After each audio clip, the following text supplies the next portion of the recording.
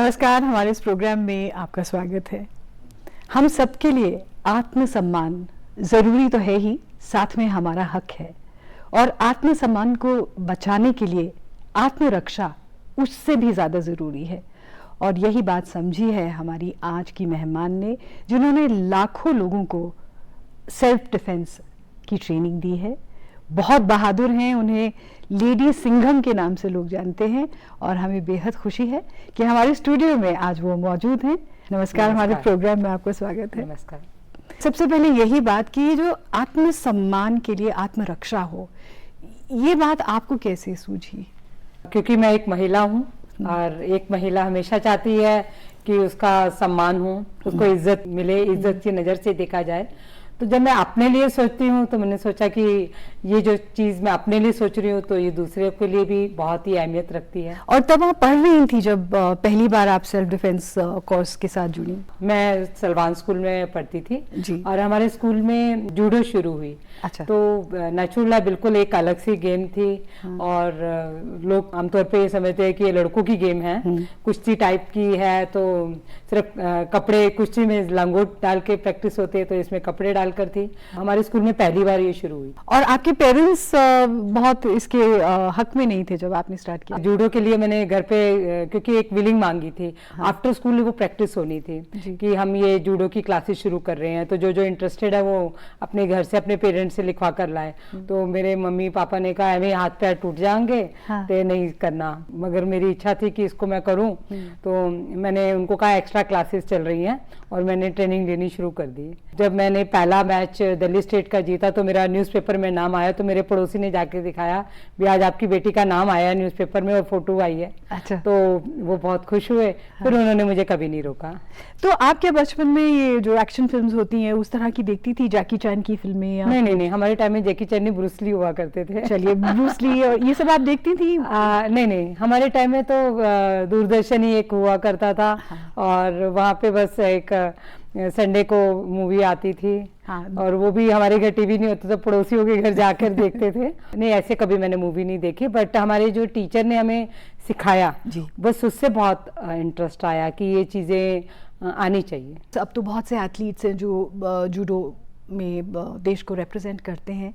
आपको ये क्यों लगा कि आप बाकी लोगों को ट्रेन करें? मैं जब दिल्ली पुलिस में भर्ती हुई तो मैं अपने बैच में ऑलराउंडर और आउटडोर में फर्स्ट आई।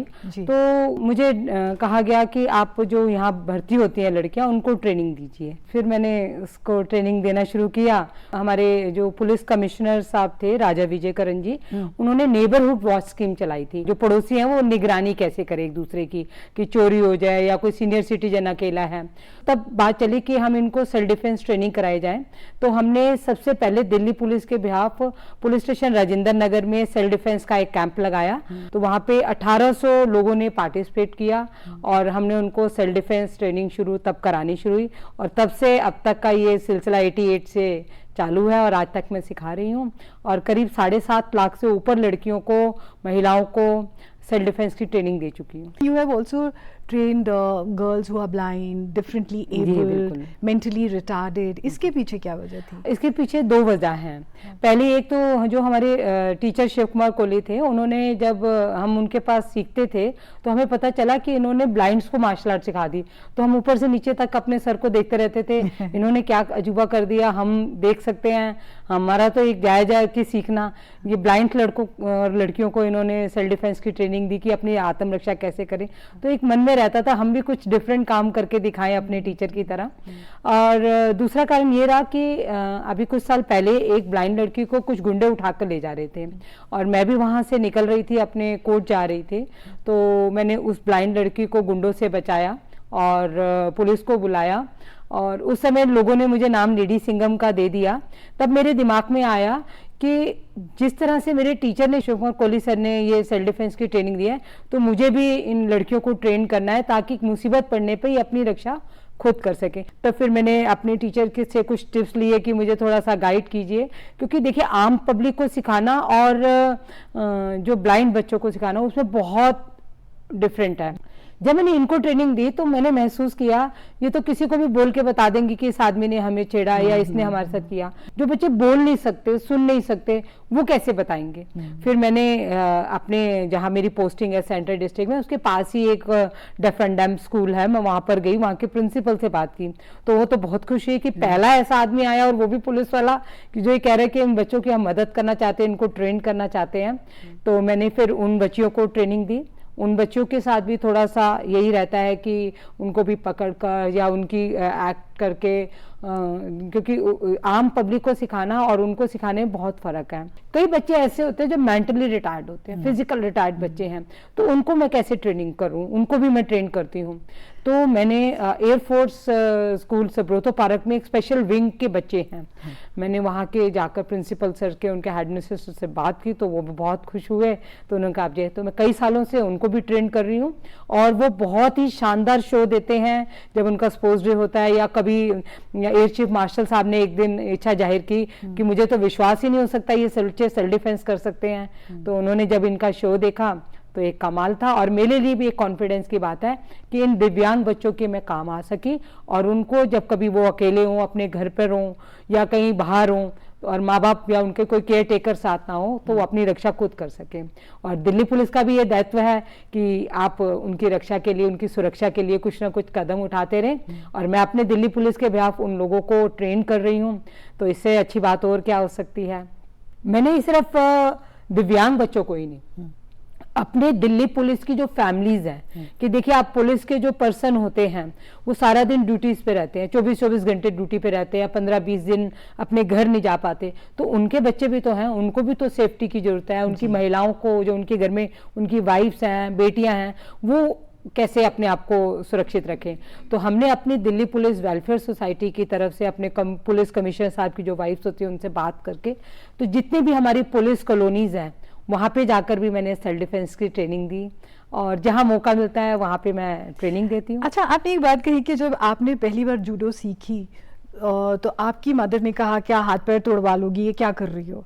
तो जब आप जाती हैं लोगों को कहने कि हम आपको सेल्फ डिफेंस सिखाएंगे, तो क्या बाकी लोगों का भी यही रिएक्शन होता है कि हम क्यों सीखें? आजकल तो हर लड़की चाहती है सीखे, मगर हाँ कई बार कई लोगों के सवाल होते हैं। ऐसा तो नहीं है कि हम किसी को पटक रहे होंगे तो हमारे हाथ पांव तो नहीं टूट जाएंगे।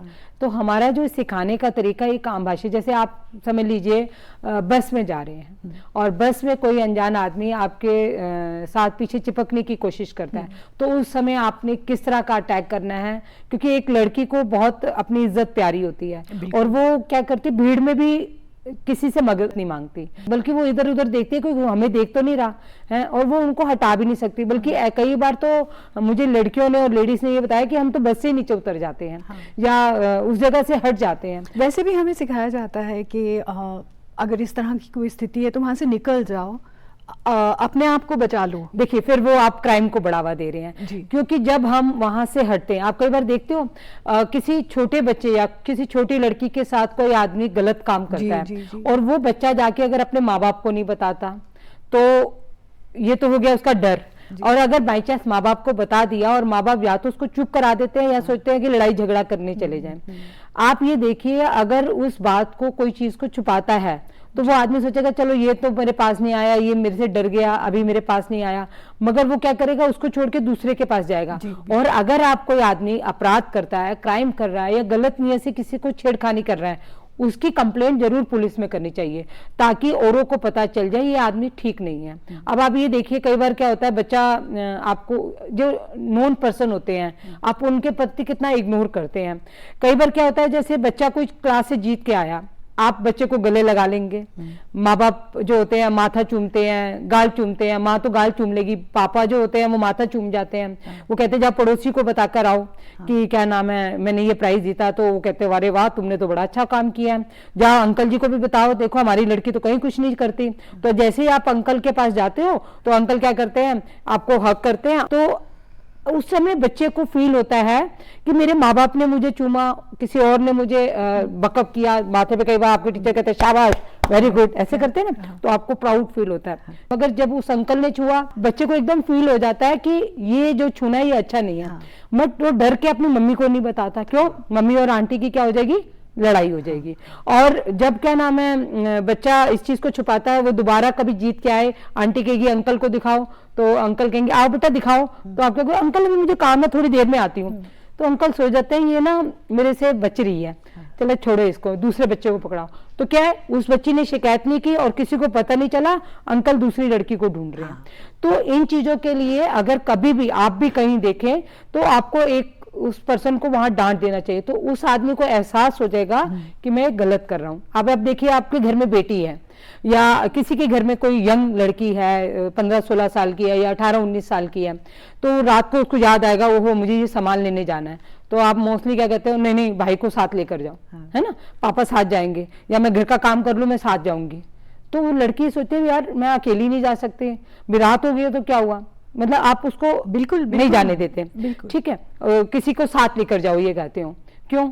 मैं ये चाहती हूँ हर लड़की इतना कॉन्फिडेंस हो जाए, सेल्फ डिफेंस में इतना अपने आप को मजबूत कर ले कि भाई और पापा कहीं बाहर जाए तो क्या बेटी को साथ लेकर जाए। वाह, ये बहुत अच्छी बात है। तो इस तरह की जो बातें होती हैं हम बच्चों को मोटिवेट करते हैं कि लड़कियों को कमजोर ना समझा जाए। लड़की आज हर फील्ड में जा रही है, हर जगह जा रही है, तो उनको खुद भी सोचना है कि हमें कमजोर नहीं समझना अपने आप को। अगर कहीं भी उनको ये लगता है कि मुझे अपना डिफेंस करना है और अपने साथ दूसरों का भी डिफेंस करना है, जरूरी नहीं कि एक लड़का ही लड़की की मदद कर सकता है, हो सकता है कोई लड़का मुसीबत में हो तो आप उसकी भी रक्षा करिए।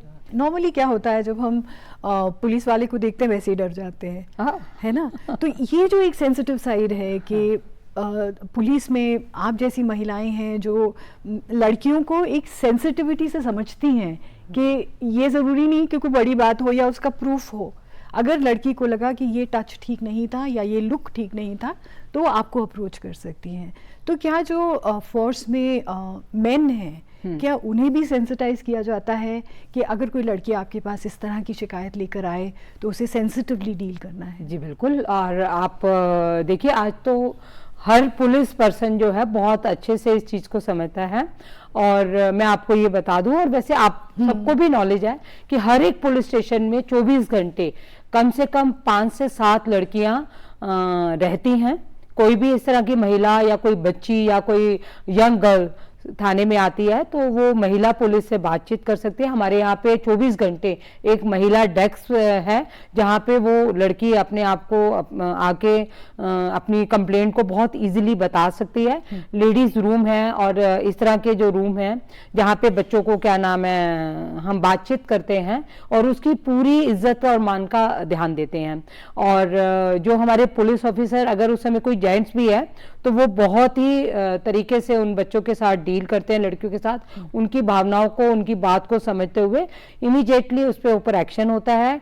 और हमारे जो पुलिस स्टेशन में 3-3 इंस्पेक्टर्स SHOs जैसे रहते हैं, उनके ATO हैं, ब्रेवो हैं, वो अपना डे बाय डे अपने ड्यूटी पे होते हैं और सीनियर ऑफिसर्स होते हैं। और इतने ऑफिसर इतनी पुलिस में तो आके मैं तो ये सोचती हूँ लोग पुलिस से घबराते क्यों हैं? पुलिस जैसा सेफ एरिया तो कहीं भी नहीं है। और आपके साथ जो आपके कॉलीग्स हैं वो ये जानते हैं कि किस तरह से आपने सेल्फ डिफेंस के जो कोर्सेज किए हैं उससे किस तरह से एक नया दौर सा पुलिस में लाया है। तो उन्हीं में से एक हैं, आइए देखते हैं वो हमें क्या कहना चाहते हैं। आपने दिल्ली पुलिस के लिए बहुत ही अच्छे काम किए हैं। सेक्स वर्कर्स को आपने शिक्षा दी है। जब से आपको चौकी इंचार्ज GB रोड लगाया है, आपने सेक्स वर्कर्स को गाइड किया है हर तरह से। वहाँ की एक लड़की को आपने अडॉप्ट किया है, उसको आप पढ़ा रहे हैं, दिल्ली पुलिस के खर्चे से पढ़ रहे हैं वो लड़कियाँ। और भी लड़कियाँ हैं जिनको आप शिक्षित कर रहे हैं। और इसके अलावा जो लड़कियाँ स्कूल में पढ़ती हैं उनको सेल्फ डिफेंस, योगा, ताकि वो सेल्फ डिपेंड हो जाएं, उनको जूडो कराटे की आप प्रैक्टिस करा रहे हैं। और पुलिस फैमिलीज़ के लिए आप कॉलोनी में जाके उनकी क्लास ले रहे हैं, उनको योगा करा रहे हैं और सेल्फ डिफेंस की ट्रेनिंग दे रहे हैं। और पुलिस पर्सनल के लिए भी आप योगा प्रोग्राम कर रहे हैं टाइम टू टाइम। इसलिए दिल्ली पुलिस को आपको बहुत ज़्यादा गर्व है। आपने 33 साल की नौकरी में दिल्ली पुलिस को बहुत कुछ दिया है, इसलिए दिल्ली पुलिस को आप पे बहुत ही प्राउड है। अच्छा लगता है जब कॉलीग्स तारीफ करें तो। हमारे डिपार्टमेंट में जो साथी लोग मोटिवेट करते हैं, और मेरा तो पूरा स्टाफ, अरिमंदन, मेरे सीनियर ऑफिसर्स मुझे बहुत मोटिवेट करते हैं। वो तो कई बार मुझसे पूछता तुम थकती नहीं हो तो नहीं, जब मुझे वो मोटिवेट करते हैं कि हमें बड़ा अच्छा लगता है, वो सब जगह कहते हैं अरे रुको, इसको तो हमारी किरण सेठी संभाल लेगी। एक पुलिस वाले की नौकरी 24 घंटे की होती है, लेकिन इसके बीच में आप इस तरह से वक्त कैसे निकाल लेती हैं कि कभी आप यहाँ पर ट्रेनिंग दे रही हैं, कभी वहाँ दे रही हैं, हर तरह की ट्रेनिंग आप देती हैं? बिल्कुल, मैं अपनी ड्यूटी भी करती हूँ। मैं इन्वेस्टिगेशन ऑफिसर हूँ। मैं रेप केसेस, पॉक्सो केसेस और जो वुमेन से रिलेटेड जितने भी केसेस हैं उनकी मैं इन्वेस्टिगेशन करती हूँ। इसके अलावा मैं अपने डिस्ट्रिक्ट के वेलफेयर ऑफिसर हूँ, और योगा अपने पुलिस ऑफिसर्स को, जितने भी मेरा पुलिस स्टाफ है उनको मैं मॉर्निंग और इवनिंग जब भी समय मिलता है उनको ट्रेनिंग देती हूँ। मैं सुबह 5 बजे उठ जाती हूँ और उसके बाद मैं अपनी पहले ट्रेनिंग देती हूँ। आपको मूवी जाना है तो आपको पता होता है मुझे ये काम एडजस्ट करना है, ये करना है, तो मैं 3 घंटे अपनी मूवी के लिए निकालूंगी। मेरी एक इच्छा है कि मैं हर लड़की को ट्रेन कर दूं। हाँ। तो मैं अपनी ड्यूटी के और अपनी इन्वेस्टिगेशन और अपने इन चीज़ों में से टाइम निकाल लेती हूँ। जैसे समझ लीजिए मुझे 10 बजे कोर्ट पहुंचना है, तो मैं ये सोचती हूँ कि मेरा जो सुबह का घर का टाइम है, जैसे मैं ट्रेनिंग करके आई हूँ, तो वो 2 घंटे बीच के खाली हैं, 7 से 8, 8:30 या 7:30 से 8:30 बजे का, या 10 बजे से पहले पहले का, तो मैं आसपास के स्कूलों में जाके ट्रेन कराती हूँ और वही आधे घंटे में मैं कोर्ट पहुंच जाती हूँ। तो कई बार मुझे इवनिंग में लगता है तो मैं वहाँ पे हॉस्टल्स में चली जाती हूँ। डॉक्टर्स हैं उनकी जहाँ हॉस्टल है वहाँ चली जाती हूँ, क्योंकि देखो हमारे 24 घंटे की ड्यूटी है, तो हम बीच में से जब मुझे लगा कोई खाली टाइम है तो वो खाली टाइम में रेस्ट नहीं करती और मैं अपना उनको ट्रेनिंग देती हूँ, और ये सब मैं खुशी खुशी करती हूँ। हाँ। तो आपका जो सारा वक्त है वो इसी में, इट्स लाइक योर पैशन समझ लीजिए, या मुझे समझ अच्छा लगता है मुझे ये सब करना। और इन सब चीज़ों को करते हुए कभी थकती नहीं हूँ। मैं सोचती हूँ ये मेरा रेस्ट टाइम है, जो मैं सिखाने का टाइम है, मैं उसको रेस्ट टाइम समझती हूँ। और मैं एंजॉय करती हूँ बच्चों के साथ, उनकी बातें, उनको ये सब समझाना। वो अपनी कई बातें शेयर करते हैं, मैं उनको किस तरह से हेल्प कर सकूँ। ऐसी बात है कई बार स्कूलों में ही बच्चे मुझसे बहुत सारी बातें शेयर करते हैं, तो हम वो मेरे हिसाब से वो क्राइम को कम करने का टाइम होता है जब हम उन बच्चों को अवेयर करते हैं। अच्छा, इसी से जुड़ी हुई हमारे साथ एक और मेहमान हैं जो कुछ बातें कहनी चाहते हैं, तो आइए देखते हैं क्या कह रहे हैं। तुम्हें याद होगा कि तकरीबन 35-36 साल पहले तुमने मेरे पास जूडो शुरू की थी, और जिस तरह से तुमने जूडो में नाम किया और मेरा नाम किया, ये बड़े गर्व की बात है। तुम्हारे काम से तुम्हारे डिपार्टमेंट का ही नहीं, मेरा ही नहीं, पूरे देश का भी नाम हुआ। और मुझे याद है कि पहले लोग कहा करते थे कि ये शिव कुमार कोहली की स्टूडेंट है किरण, और आज लोग ये कहते हैं कि ये किरण के कोच है। तो मुझे बड़ी खुशी हुई कि तुम बहुत कामयाब हुई, सिर्फ स्पोर्ट्स में नहीं, तुमने सामाजिक कार्यों में बहुत बढ़ चढ़ के हिस्सा लिया। मुझे गर्व है कि तुम इसी तरह से तरक्की करो, आगे बढ़ो, समाज के लिए हमेशा काम करते रहो। आपकी तारीफ तो हर कोई करता है। Thank you. जो आपने शुरुआत तो की खैर इस बात से कि सेल्फ डिफेंस सिखाई जाए, but now you moved on to social work as well, जैसे जीबी रोड में जिस तरह से आप काम कर रही हैं। जी, मैं अपने इस सेल्फ डिफेंस के साथ कई सोशल वर्क करती हूँ। मैं जहाँ पे भी पोस्टेड होती हूँ या कुछ है, मैं वहाँ देखती हूँ कि वहाँ पे ऐसा कौन सा तबका रह रहा है, कौन से एरिया में क्या लोग रहते हैं। और मेरी मोस्टली ज़्यादातर पोस्टिंग उसी इलाके में रही है जहाँ पे बहुत ही आर्थिक रूप से कमज़ोर लोग रहते हैं। और अब मुझे क्योंकि जीबी रोड पे लगाया गया है एज एक पुलिस ऑफिसर कि मैं वहाँ पे क्राइम को कम कर सकूं। जब मैं उनके ब्रोथल हाउस में जाकर विजिट करती थी तो मैंने देखा कि मैं चाहती हूँ कि मैं स्वस्थ रहूं, मैं सैनिटाइज करूं, मैं मास्क लगाऊं, मैं ये सब चीज़ें करूं। तो उनको कोई गाइड कैसे करेगा, वो तो एक उनको बंद कर दिया गया, मतलब आप कोठों में के अंदर ही बंद रहे। मैंने सबसे पहले उनके स्वास्थ्य के ऊपर ध्यान दिया। मैंने उनके ब्रोथल हाउस में जाके उनको योगा करवाई। अच्छा, आज हमारे माननीय प्रधानमंत्री जी भी कहते हैं योग हमारे लिए बहुत जरूरी है, और आज लोग योग कर रहे हैं। आप और मैं जाके किसी क्लब को अटेंड कर सकते हैं, मगर वो लेडीज नहीं जाती।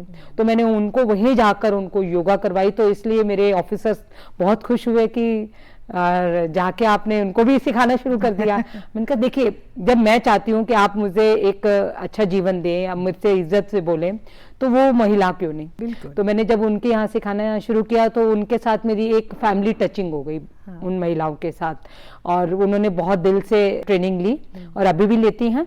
फिर मैंने उनके मेडिकल चेकअप कराना शुरू किया। तो मैंने एम्स हॉस्पिटल के डॉक्टर्स की एक टीम है सोशल की, मैंने उनसे बात की तो वो कह रहे हैं ठीक है, अगर आप चाहते हो तो हम उनका चेकअप करते हैं। तो फिर मैंने उनका चेकअप तक नहीं रखा इनका मामला कि आप एक दिन चेकअप कर लो तो कोई मैंने नाम करना है। मैं ये चाहती थी कि उनको जो बीमारियां हैं, जैसे उनको ज़्यादातर हेडेक रहता है, जोड़ों का दर्द रहता है, हार्ट पेशेंट है, डिप्रेस रहते हैं, और दांतों की उनको सबसे ज़्यादा प्रॉब्लम है, वो तंबाकू खाती है, नशा करती हैं, हाइजेनिक नहीं है, गायनी की बहुत सारी प्रॉब्लम्स हैं। तो मैंने 10 डॉक्टर की टीम से उनका इलाज शुरू कर दिया। अब इलाज के दौरान मुझे पता चला इनको बहुत सारे टेस्ट करवाने हैं, तो वही बात आ जाती है कि ये पैसा कैसे खर्च करें। तो हमने कई ऐसे जो पैथ लैब हैं उनसे बात की, हमारे ऑफिस सीनियर ऑफिसर्स ने, और उनको हमने फ्री कूपन दिए कि वो उस पैथ लैब में जाएं वो। तो उन्होंने अपने कूपन दिए कि आप किसी भी तरह का टेस्ट, छोटे से लेकर MRI तक, बिल्कुल फ्री कराएं। और देखिए उनके लिए हम सहारा बने, एक राह बने, और उनको ये कराया। तो मैंने फिर अपने सीनियर ऑफिसर्स को कहा कि मैं इनके लिए कुछ करना चाहते हो तो मुझे कईयों ने कहा ये नहीं बदलने वाली। मैंने कहा ना बदलें, अगर मैं 1000 महिलाओं में से एक को भी बदल देती हूँ तो मेरे लिए बहुत बड़ी बात है। तो मैंने अपने टीचर शिव कुमार कोहली सर से बात की तो कि इनके लिए हम कुछ करें तो क्या कर सकते हैं। उनका दिवाली आ रही है, दिए बनाने सिखा दो। तो मैंने उनको 2000 दिए रॉ मटेरियल में, और उनकी बिटिया लक्ष्मी कोहली ने आकर वहाँ उनको डिजाइनर दिए बनाने सिखाए, पेपर बैग्स बनाने सिखाए, और कई चीजें उनको ऐसे सिखाई। और देखिए उनमें हुनर, उन्होंने इतने कमाल के दिए बनाए जो उन्होंने ट्रेनिंग ली वर्कशॉप में, उनके लिए प्रॉपर वर्कशॉप लगाई थी हमने, और उन दियों को जो बनाकर उनको डेमोन्स्ट्रेशन किया तो बहुत कमाल की चीज़ थी। उनका दिल खुल गया कि, और उनको जब हमने काउंसलिंग की कि आप किसी भी, आप उनसे अगर पूछा जाए आप यहाँ क्यों काम कर रहे हैं तो ये बोलते हैं हम अपनी मर्जी से कर रहे हैं। अब पता नहीं उनका माइंड किस तरह से वॉश कर दिया गया है और किस तरह से वो इस देह व्यापार में है। कोई भी चाहे तो इसको चेंज कर सकता है, हो सकता है वो चेंज होना चाहती हैं मगर उनके पास कोई एक ऑप्शन नहीं है। कोई आज उनको मेड अपने घर नहीं रख सकता, कोई कंपनी वाला उनको अपने यहाँ गार्ड नहीं रखता। नेचुरल है कि वो पढ़ी लिखी नहीं है कई लड़कियां तो इसलिए उनको हम छोटे छोटे वोकेशनल कोर्सेज करा रहे हैं। और जो उन्होंने दिए बेचे, मतलब जो लोगों ने, दिल्ली पुलिस ने उसको खरीदे, हमने उनको पैसा दिया तो वो बहुत खुश थी। और अब मैंने अपनी चौकी के ऊपर एक हॉल बनवाया है जहां हम उनको वोकेशनल कोर्सेज कराएंगे ताकि वो अपने कभी भी कोई भी मुसीबत पड़ने पर अगर कोई अपना जरिया चेंज करना चाहती है जीविका का तो वो करें। और आज हमारे माननीय प्रधानमंत्री नरेंद्र मोदी जी भी ये कहते हैं कि आत्मनिर्भर बनिए। तो इससे बढ़िया क्या तरीका होगा आत्मनिर्भर बनने का।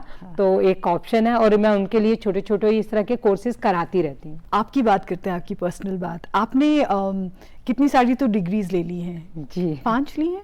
हाँ, मैं जब भी मुझे मौका मिलता है तो मैं करती रहती हूँ। मैंने बहुत से कोर्सेज मुरारजी देसाई से योगा के किए हैं। मैंने बहुत से क्या उनके हर एक कोर्सेज मैंने किए हैं। नहीं, पर आपने MA भी हिस्ट्री में भी किया? मैंने हिस्ट्री में और ह्यूमन राइट्स में, योगा में, ब्रॉडकास्टिंग में और ह्यूमन राइट्स में, जर्नलिज्म में। जर्नलिज्म और ब्रॉडकास्टिंग में मतलब और अब मैं master in social work IGNOU से कर रही हूँ। और हाल में मैंने 2nd ईयर के पेपर दिए हैं और देखिए रिजल्ट क्या आता है। तो पढ़ने का शौक है आपको बहुत? हाँ, मैं सोचती हूँ पढ़ाई एक बहुत अच्छा जरिया है अपनी लाइफ को और अच्छा बनाने के लिए, कि और पढ़ाई की कोई उम्र भी नहीं होती। और अपना मेरे हिसाब से हर इंसान को जब भी मौका मिले पढ़ना चाहिए। और ये है मेरी इन जो दिल्ली पुलिस की ड्यूटी में भी बहुत काम आता है, क्योंकि जो मैं इन चीज़ों को पढ़ती हूँ तो मुझे लगता है कि मैं और कितना अपने दिल्ली पुलिस के कामों में इम्प्रूवमेंट ला सकती हूँ। और बच्चों के साथ स्कूल में रहती हूँ तो खुद भी स्टूडेंट बने रहने का मन करता है। Keeps you young all the time. अच्छा, एक सीक्रेट आपकी और है जी, जो प्रोग्राम को ख़त्म करते हुए हम चाहते हैं कि आप हमारे साथ शेयर करें। आपको गाने का शौक है? तो गाने का शौक है, मेरी आवाज़ अच्छी नहीं है बट मैं अपने आप को मोटिवेट करती हूँ। और किस गीत के साथ? किस गीत के साथ? वैसे मेरे दो मनपसंद गीत हैं।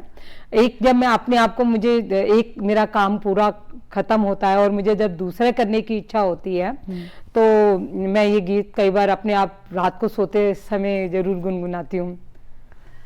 जीवन चलने का नाम, चलते रहो सुबह और शाम, कि रास्ता कट जाएगा मित्रा, के एक दिन हो जाएगी मित्रा। वाह। और जब मैं बहुत ज़्यादा कभी अकेली होती हूँ या मुझे कभी कोई गीत सुनने का मन करता है तो हर एक पुरानी जितने भी सिंगर्स हैं उनके मैं गीत सुनती हूँ, पर अक्सर मैं गुनगुना लेती हूँ। जाने क्यों लोग मोहब्बत किया करते हैं, दिल के बदले दर्द दिल दिया करते हैं। वाह। अच्छा, अपने आप को तो आप मोटिवेट करती हैं गानों से, खुद गुनगुनाती रहती हैं। हमारे प्रोग्राम जो लड़कियां देख रही हैं उनको आप किस तरह से मोटिवेट करना चाहेंगी, क्या मैसेज देना चाहेंगी? इस प्रोग्राम के जरिए मैं उन सभी महिलाओं, उन लड़कियों को मोटिवेट करना चाहूँगी कि वो कभी भी अपने आप को कमज़ोर ना समझें और कभी भी रास्ते में या कहीं अनजान जगह पे अकेले हों तो सबसे पहले अपने कॉन्फिडेंस को बनाए रखें और जल्दी से किसी की बातों में या कोई आपको बहला ले, फुसला ले तो उसमें नहीं आना। और जिस तरह से हमारे पेरेंट्स हमें ये कहते हैं, घर से समझा कर भेजते हैं, उन चीज़ों को आप समझें। और मैं लड़कियों को यही बताना चाहती हूँ कि कभी भी आपको ये लगता है कि आपको कोई आदमी परेशान कर रहा है और आप ये जानते हुए कि ये गलत हो रहा है तो उसकी शिकायत पुलिस में करें। कई बार क्या होता है, जैसे बस में आप खड़े हैं और कोई आपके हाथ को मसलने की कोशिश करता है या आपके स्टमक पे साइड से हाथ लगाने की कोशिश करता है या कई बार आपके बैक पे हाथ लगाने की कोशिश करता है, तो ये जो कोनी है उसके पीछे नाक पे मार सकते हैं। अच्छा, ठीक है। और ये पेट उस पे उसी कोनी मार सकते हैं। नहीं तो आप इतनी अच्छी सैंडल पहनते हैं, हाँ। सैंडल जितनी अच्छी देखने में सुंदर लगती है, पढ़ने में भी इतनी सुंदर लगेगी। कि कभी भी किस तरह से किसी लड़की के नजदीक आता है तो वो इस तरह से पड़ेगी, जो पाँव की एड़ी है, हाँ। और वो उसके पाँव के ऊपरी हिस्से पे हिट कर देंगे। अच्छा अच्छा, हाँ। तो जब आप उसको अटैक करेंगे तो हाँ। नेचुरल है कि लगेगी तो जोर से ही क्योंकि अचानक आपके पाँव पे कुछ अटैक हो जाता है। जी जी। तो मगर आप प्यार से बोल सकते हो, सॉरी भाई साहब। हाँ, ये बहुत अच्छी बात आपने कही कि तो मारिए जोर से, बोलिए प्यार से। बहुत अच्छी बात कही। तो ये लड़कियों को हम ये सब चीजें सिखाते हैं। हाँ। और मुसीबत आने पर जरूर मदद मांगिए। और कई बार लड़कियां अपने साथ पेपर स्प्रे रखती हैं, मिर्ची पाउडर, हाँ। अगर वो आपके पास नहीं है तो कोई बात नहीं, आप जो घर पे आपके मिर्ची रहती है उसको पैकेट में डाल रखिए और उसको भी आप उड़ाएंगे तो वो भी इतना ही इफेक्ट करेगा। तो ये तो बहुत अच्छी आपने हमें टिप्स दी। Thank you so much for being on a program. मैं दूरदर्शन की भी बहुत आभारी हूँ कि उन्होंने मुझे मौका दिया और मैं जीवन भर आभारी रहूँगी अपने माता पिता की, जिन्होंने मुझे इतना अच्छा जीवन दिया और मुझे दिल्ली पुलिस में भर्ती होने के लिए मोटिवेट किया और एक अच्छे टीचर के पास और अच्छे स्कूल कॉलेज में मुझे भेजा। वाह, on that note thank you. Thank you. हमें उम्मीद है कि आपको हमारा ये प्रोग्राम ज़रूर पसंद आया होगा। अगली बार तक के लिए नमस्कार।